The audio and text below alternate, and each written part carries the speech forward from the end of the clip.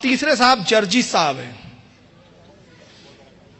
اب اس کی بڑی غور سے سنو, یہ کمپیئر کر رہا ہے تقابل. آئیے ان کا تقابل سنیں آپ. فرق اتنا ہے, دلیل کیا ہے؟ تم کھڑی مورتی کی پوجا کر رہے ہو, وہ پڑی مورتی. ایک پڑی مورتی کی, ایک کھڑی مورتی کی. یہ شنکر بھگوان کی مورتی ہے, یہ بڑے پیر صاحب کا یا نظام الدین اولیاء کا مزار ہے. میں یہاں روک رہا ہوں, یہ شنکر بھگوان کی مورتی ہے اور یہ نظام الدین کا مزار ہے. دونوں میں کوئی فرق ہے یا نہیں ہے؟ اللہ کے ولی کو جو شنکر بھگوان کی مورتی کی طرح بولے ہو, کتنا بڑا نالائق شخص ہوں گا. آگے سنیں اب. یہ احمد رضا خان کا مزار ہے, یہ کھڑی مورتی ہے, یہ پڑی ہے. جو کام اس پہ ہو رہا وہی کام تو اس پہ بھی ہو رہا, ورنہ مجھے بتا دو. ہندو چنری چڑھائے مورتی پہ تو کافر, تم چادر چڑھاؤ تو پکے مسلمان, وہ ہار ڈالے تو کافر, تم پھول برساؤ تو پکے مسلمان. یہ کوئی چیز کھانے کی مورتی پہ چڑھائے تو کہے پرساد, پرساد کھانا حرام. یہاں پر کوئی چیز چڑھائی جائے اس کو کہو تبرک ہے, اور یہ کھانا بڑا مبارک. ہندو مورتی دھو کر اس کا پانی پیے اور کہے کہ یہ گنگا جل سے زیادہ پاک پوتر ہے, اس سے بیماریاں صحیح ہو جاتی ہیں. مسلمان اور اس کے موقع پر قبر دھو کر پانی اس کے بوتلوں میں بھرے اور کہے کہ اس کے آگے تو زمزم بھی فیل ہے, تو یہ پکا مسلمان. جو کام اس پہ ہو رہا ہے وہی کام تو اس پہ ہو رہا ہے. اور آج میں فتویٰ دینے کا عادی نہیں ہوں, لیکن آج جذبات میں ہوں, میں یہ فتویٰ دے کے چلا جاتا ہوں. میرے پیارے ساتھیوں, اللہ کی قسم, اگر بھارت کے اور پاکستان کے, ہندوستان اور پاکستان کے, ہندوستان کا یہ 20 کروڑ مسلمان اور پاکستان کا وہ 15 کروڑ 10 کروڑ مسلمان, اگر یہ چادر چڑھانے کے بعد, چنری چڑھانے کے بعد, تبرک کھانے کے بعد اگر یہ جنت کے اندر چلا گیا تو کعبے کے رب کی قسم کھا کے کہتا ہوں کہ بھارت کا 60 کروڑ ہندو بھی ایک ایک کر کے جنت میں چلا جائے. اور اگر بھارت کا ہندو جنتی نہیں ہے تو اتنا یاد رکھنا کہ پھر تم اپنے مسلمان ہونے کا سرٹیفکیٹ پیش کرو.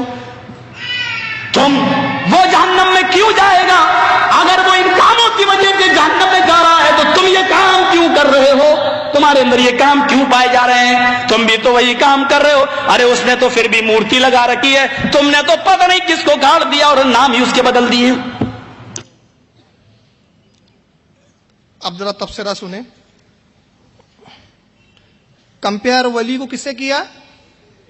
مورتی سے. سب سے پہلی یہ جہالت دیکھیے آپ, معاذ اللہ استغفر اللہ. اب دوسرا, انہوں نے الزام لگایا, مماثلت بتائی کہ ہندو دیوی پر پانی چڑھاتا ہے تو وہ پرساد, آپ قبر کا پانی دھو کے پیئیں تو تبرک. ان سے پوچھو غسل کعبہ کیا ہے؟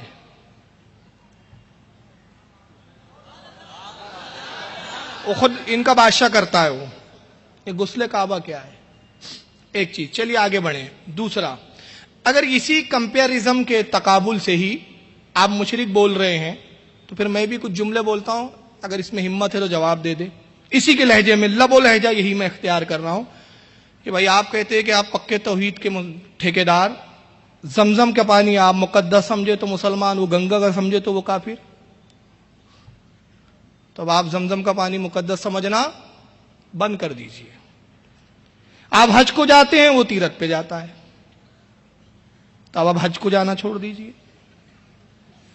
وہ بت کے سامنے سر جھکاتا ہے, تم کعبے کے سامنے سر جھکاتے ہو, کعبہ بھی تو پتھر ہے. اب آپ کہوں گے نہیں, سجدہ پتھر کو نہیں ہوتا, اللہ کو ہوتا ہے, وہ ایک نشانی ہے, ایک سمت ہے, سمت کا تعین ہے. تو ہندو بھی تو یہی کہتا ہے کہ یہ بھگوان نہیں ہے, یہ بھگوان کے جانے تک کا راستہ ہے, یہ کلپنا ہے ایک ہماری.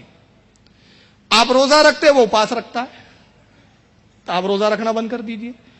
کسی بھی چیز کو شرک بولنے کے لیے وہ کرتا ہے ہم کرتا ہے, یہ تقابل دلیل نہیں بنتی. شرک کے لیے دلیل نص قطعی سے چاہیے. اگر اس میں ہمت ہو اور یہ واقعی علامہ اور مولانا اپنے آپ کو سمجھتا ہو یا اس کی جماعت سمجھتی ہو تو قرآن کی سری آیت لائے جس میں ہو کہ اللہ نے فرمایا ہو کہ اگر تم نے قبر کے غسل کا پانی پیا تو حرام ہے, شرک ہو گیا.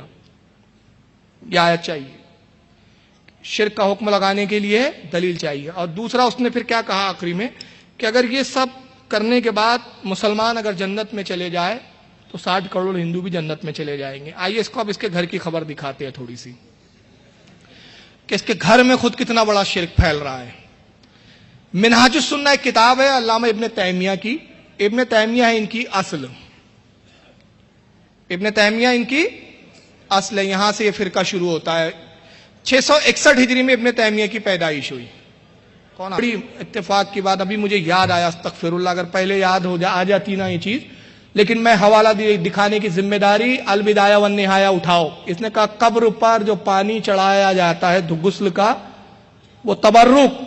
البدایہ والنہایہ میں ابن کثیر لکھتے ہیں کہ ابن تیمیہ کا جب انتقال ہوا اس کی لاش نکلی, اس کے غسل کے پانی کو لوگوں نے تبرک کے طور پر بانٹ کر پیا.